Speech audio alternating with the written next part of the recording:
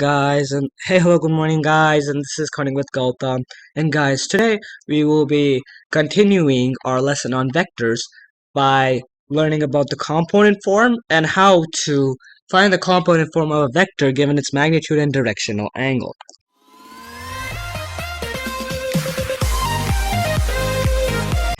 So first we need to even know what is a component form. And if you're unfamiliar with vectors, you might need to check out my video on vectors with the starting axles. So first we have to write vectors in component form. So what is component form? So component form is you basically find the slope. So you subtract the x coordinates, then you subtract the y coordinates. Because it's like 1 -8 over 2, yep, that is the slope basically. So instead of the way they asked us to do it, like giving us just the chords, when they give us the chords when they give us only the coordinates, we have to do it their way. But when we're given the graphs, we can easily just do this. We move 5 to the right, so +5, then we move 7 up, so 7, +7. Then we move -8, so we move to the negative side, so a -8, and then we have a +10, -7. So guys, remember the graphs are kind of tricky. Just don't go speed. Like you can go speed, but check your answers later. So that's 4 and that's 5. So 4, 5. So basically you give the slope of the vector, but not in rise over run form, just in x. So it's basically run over rise. So you run -6 and then you rise -1 and so on. So I think you get the point. So let's just speed through these. And so guys, I was completing the Excel and I found this problem. So basically what you do here is that you just, since you don't run anywhere, you just do run 0 and then -5. So just saying for these type of problems, you use the number 0. Okay guys, so now in this type of problem where you're not in from the origin, you do the same thing. You just count and you go up even wherever you are on the graph. And just a reminder, the definition of a vector. The definition of a vector is a line that has magnitude and direction, but not position. So if you take this vector and you put it at infinity course, like at the way top, it's going to be still the same vector with the same magnitude and same position, pointing in the same direction. You put this in the fourth quadrant, second quadrant, third quadrant, first quadrant. You put it in any quadrant, it's still the same. So that is how you find the component form of the vector. And if you're only given coordinates, you do it like you find slope, so you do x coordinates minus x coordinates and y coordinates minus y coordinates. So then, now we're going to find the component form of vector given the magnitude and the direction. So, let's watch this. Okay, so the vector is a quantity, has both length and direction, yes. The length of a vector v is called magnitude, which is written in v arrow on top. The direction of v can be specified by the counterclockwise angle from 0 with the positive x-axis called v directional angle. So the component form of a vector v with directional angle 0 is cos 0 and v sine 0. The first component, cos 0, is horizontal change,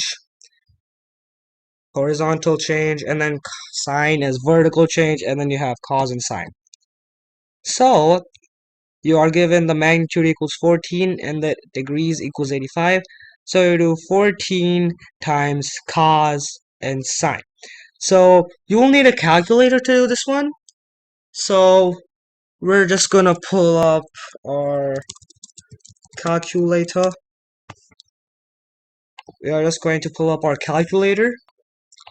So all we do is we do magnitude multiplied by coordinates times cos. Okay, so 25 times 81 times cos, then times sine. Okay, so now we do 25. So I do 25. So I did 25 times 81 times cos. Oh wait, forgot. It's not like that. So it's 25 times cos 81. And then you click equal. That is 19.42, as they're asking you to round to the nearest number at 19.42. Then we do the same thing for sine. So then we do 25 times sine. We do 25 times sine 81. And then you get negative 15.75. Negative 15.75.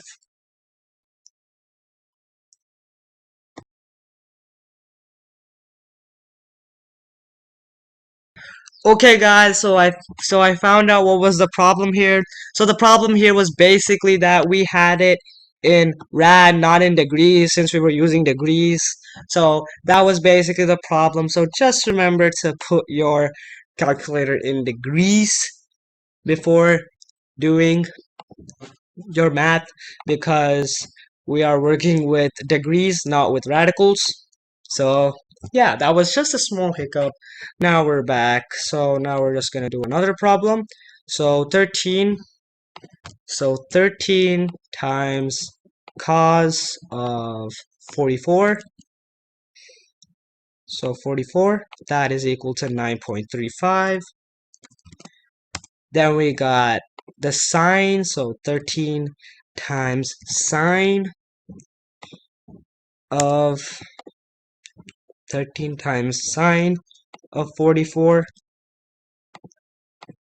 And then we got 9.9.03.